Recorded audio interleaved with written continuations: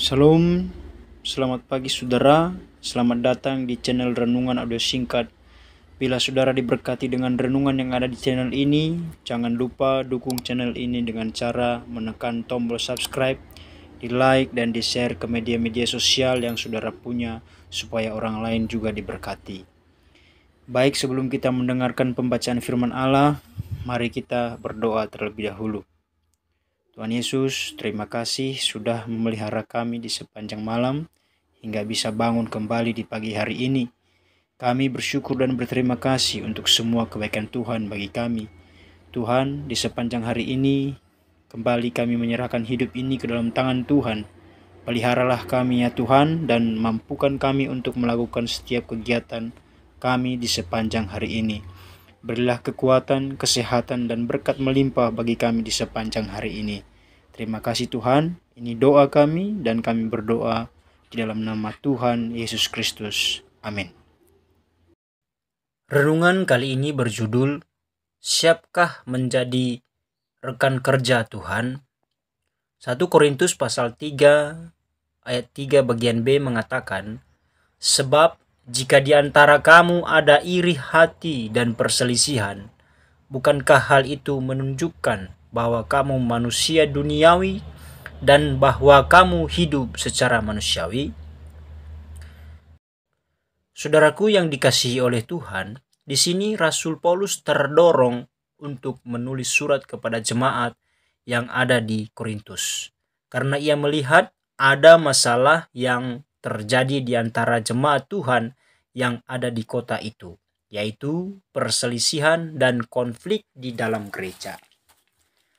Jika perselisihan dan konflik tersebut tidak segera diatasi, dibereskan, atau dicari akar permasalahannya, maka akan sangat berbahaya karena dapat menghambat pertumbuhan iman dan bahkan dapat menghancurkan kesatuan jemaat Tuhan yang ada di Korintus.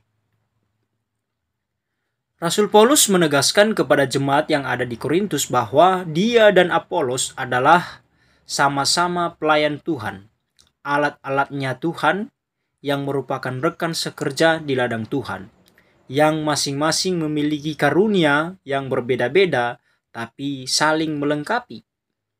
Saudaraku yang dikasihi oleh Tuhan, jika kita berhasil dalam pelayanan, banyak orang bisa kita menangkan dan bertobat.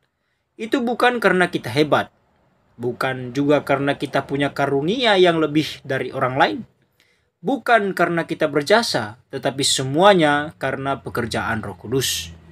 Seperti sebuah kebun atau ladang, ada yang bertugas menanam benih, ada yang bertugas menyiram tanaman, sedangkan yang memberi pertumbuhan atau menumbuhkan benih adalah Tuhan sendiri.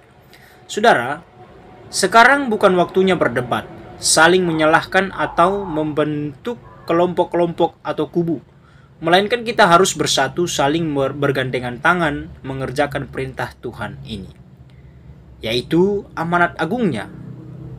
Pergilah, jadikanlah semua bangsa muridku dan baptislah mereka dalam nama Bapa dan Anak dan Roh Kudus, dan ajarlah mereka melakukan segala sesuatu yang telah kuperintahkan kepadamu. Matius 28 ayat 19-20. Saudaraku, sebagai orang yang telah diselamatkan, kita harus siap dan bersedia menjadi rekan kerja Tuhan, yaitu turut ambil bagian dalam menuai jiwa-jiwa karena ladang Tuhan sudah menguning. Saudara, untuk menjadi rekan sekerja Tuhan, terlebih dahulu kita harus memiliki hati yang siap dan mau dibentuk oleh Tuhan. Mau belajar dan diajar seperti seorang murid yang memberi diri untuk diajar oleh gurunya. Yesaya 50 ayat 4b mengatakan, setiap pagi ia mempertajam pendengaranku untuk mendengar seperti seorang murid. Saudara, sebagai orang Kristen yang telah menerima keselamatan dari Tuhan Yesus, haruslah kita juga menyampaikan kabar keselamatan itu kepada orang lain, terutama keluarga kita masing-masing, agar mereka tahu bahwa keselamatan itu hanya ada dalam Yesus Kristus saja. Demikianlah renungan audio singkat kali ini. Tuhan Yesus memberkati. Amin.